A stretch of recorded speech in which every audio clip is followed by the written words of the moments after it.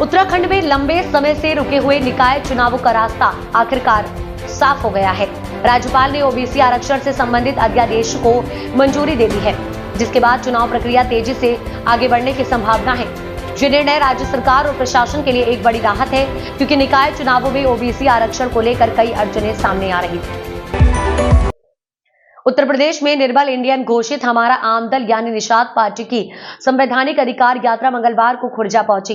ये यात्रा सहारनपुर में सोनभद्र तक जाएगी।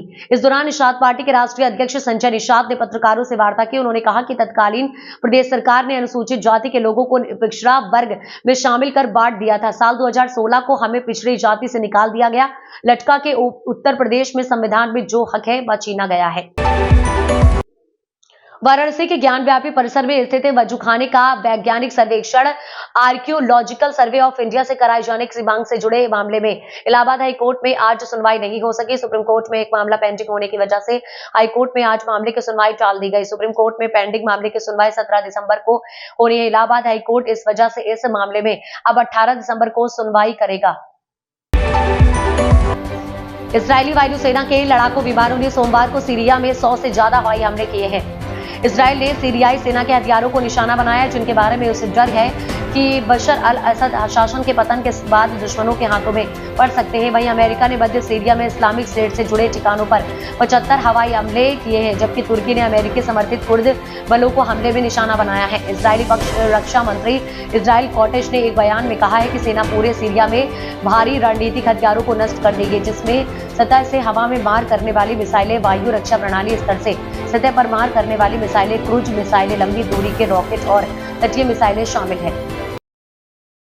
उत्तर प्रदेश के किसानों के लिए साल की सबसे बड़ी खबर सामने आई है। जी हां, दरअसल किसानों के लिए सबसे जरूरी है कि खेती और खेती के लिए किसानों को जरूरत पड़ती है संसाधनों की। खास बात यह है कि संसाधनों के लिए किसानों को धान की आवश्यकता पड़ती है और इसी के कारण किसान काफी परेशान भी रहते हैं।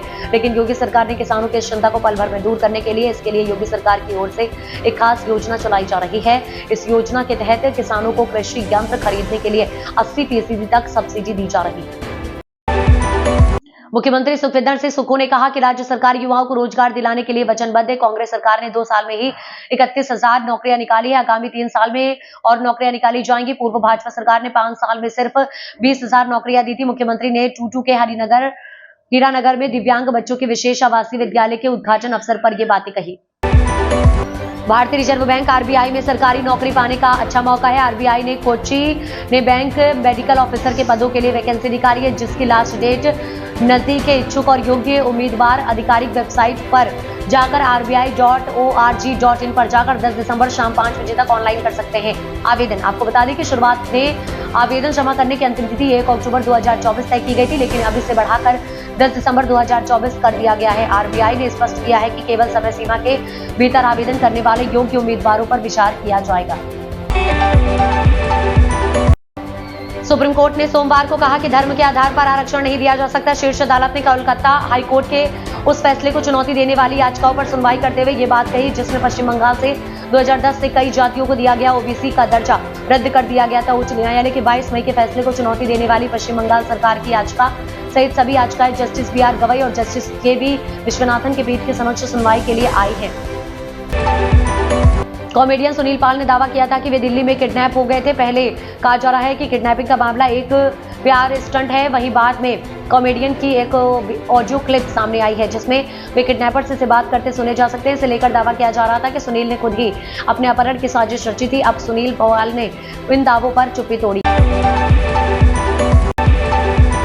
सैम कर्नर और उनके भाई टॉप कर्नर विश्व भर में नाम कमा चुके हैं। अब उनके भाई बेन कर्नर जिम्बाब्वे टीम का हिस्सा बनने जा रहे हैं, जबकि टॉम और सैम इंग्लैंड के लिए खेले हैं। वो 17 दिसंबर से शुरू हो रही है 3 मैचों की वनडे सीरीज में अफगानिस्तान के खिलाफ जिम्बाब्वे के स्क्वाड का हिस्सा होंगे। बता दें कि बेन जिम्बाब्वे के पूर्व क्रिकेटर केविन कर्नर के बेटे हैं और डोमेस्टिक क्रिकेट में बढ़िया प्रदर्शन की बदौलत उनका नेशनल टीम में चयन हुआ है।